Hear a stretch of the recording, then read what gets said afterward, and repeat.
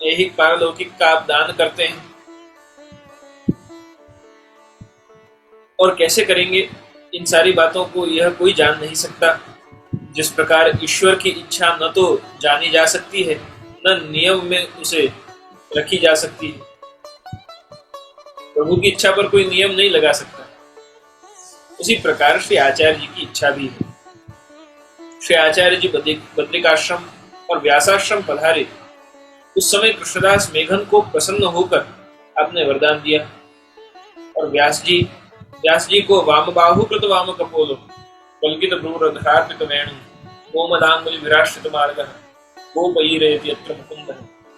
ये वेणु गीत के युगल गीत के आपने श्री आचार्य चरण ने जो श्लोकों का चिंतन वहां किया व्यास गुफा में, व्यास जी के साथ उन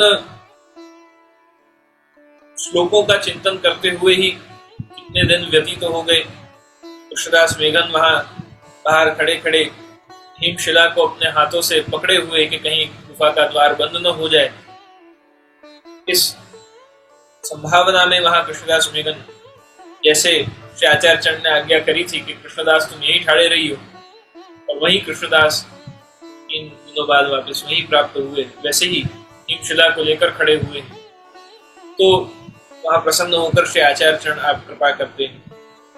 तो किस प्रकार कृपा करनी है, वहां कृपा में भी जो 3 बातें मांगी, एक तो मेरे वाणी के दोष जाएं, दूसरा आपके मार्ग के सिद्धांत मेरे हृदयारूढ़ हों, और तीसरा मेरे जो गुरु हैं उनको आप शरण दो, उनके घर पधारो, उनको स्वीकार करो। तो 2 तो आपने कृपा करी, पर तीसरी नहीं करी। अगर वहां कंडीशनल होता, क्या मैंने 3 दिन तक शिला पकड़ी है, अब आपको मेरी तीनों शर्त माननी पड़ेंगी, तो वहां गुरु के घर पधारने की बात सिद्ध होती। पर यहाँ तो जिनमें आपकी मर्जी है, जिनमें आपकी इच्छा है, जिनमें आपकी कृपा है, वो बात सिद्ध हो सकेंगी। पर जहाँ आपकी इच्छा नहीं है, या आप जिस चीज को उचित नहीं समझते हैं, या अभी पात्र नहीं समझते हैं, वहां कृपा नहीं करना भी आपका स्वभाव है। जरूरी नहीं है कि वो बरसता है तो सब पे एक सरखा बरस जाएगा। इसके लिए, बरसने के लिए भी जिसके ऊपर छतरी है वो कितना भी बरस जाए, वो कभी गीला भीज नहीं सकता है, और जिसको भीजना है वो कभी छतरी रखता नहीं। कुछ ऐसे हैं जो भीजने की जगह गीले होते हैं, केवल अंदर से तो सूखे ही रह जाते हैं, और कुछ ऐसे हैं जो बाहर से भीजते नहीं हैं पर अंदर से भीज जाते हैं। तो ये श्री आचार्य चरण की कृपा से ही सिद्ध हो सकता है कि व्यास, ये वाम बाहु कृत वाम कपोलो की व्याख्या श्री सुबोधनी जी आपने व्यास जी को सुनाई, जिसमें आपने हृदय के विशिष्ट भावों का निरूपण किया, अपने हृदय के निगूढ़ भावों को आपने वहां प्रकट किया। क्योंकि अंततोगत्वा आप श्री स्वामिनी स्वरूप हैं, जो अभिप्राय श्री कृष्ण लीला संबंधी, श्री ठाकुर जी संबंधी आपके हृदय में विराज रहे, वो अन्य कहीं भी प्राप्त होना तो संभव नहीं।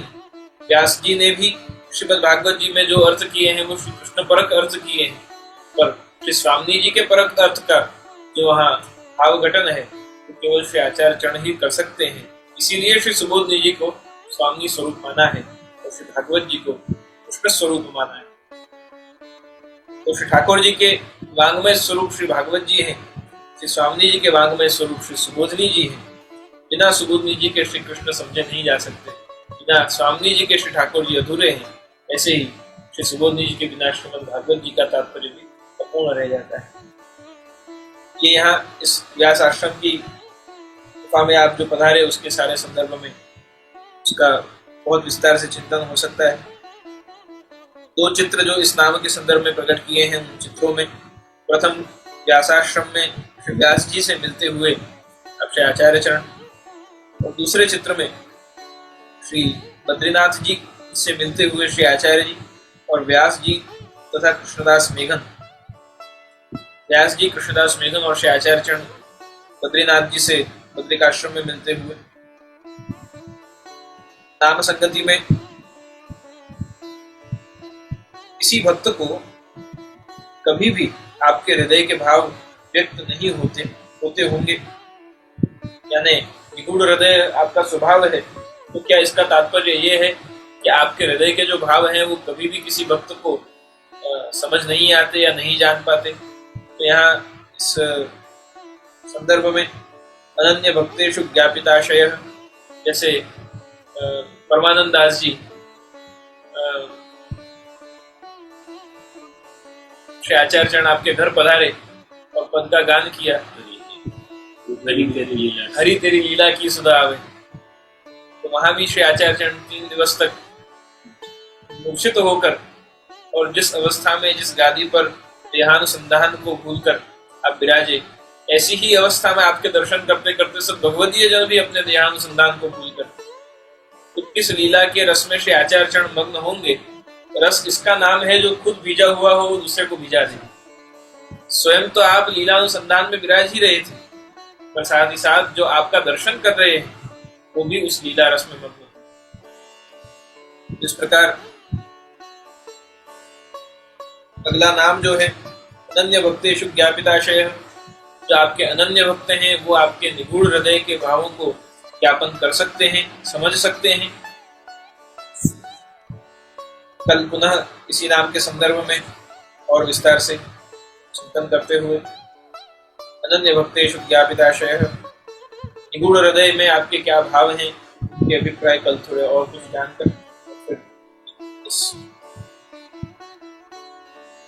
चौथे नाम में 30वें श्लोक के प्रवेश करेंगे। तो निगूढ़ है यानी इतने गूढ़ हैं कि कोई जान नहीं सकता, आपके दर्शन करके केवल ये समझ नहीं सकता कि आपके हृदय में किस लीला का चिंतन या आपके हृदय में क्या भाव है, वो जानना कठिन है।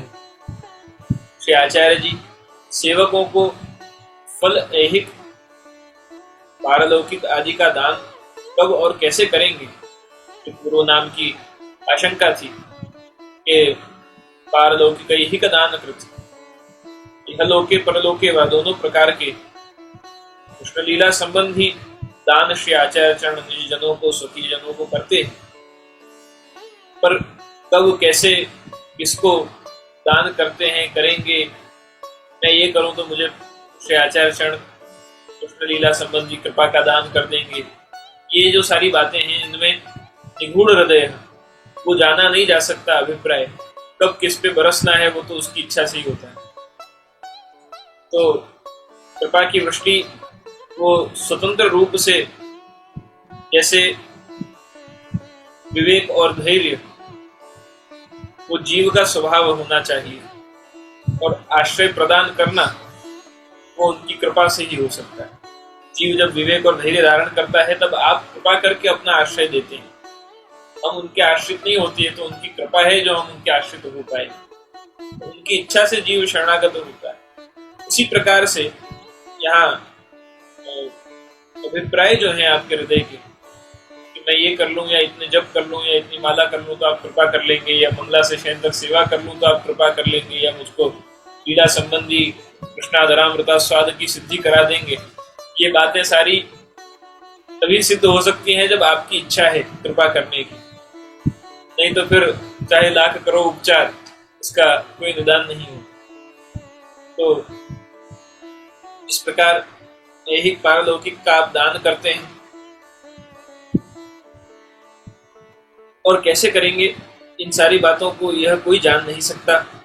जिस प्रकार ईश्वर की इच्छा न तो जानी जा सकती है न नियम में उसे रखी जा सकती है, प्रभु की इच्छा पर कोई नियम नहीं लगा सकता।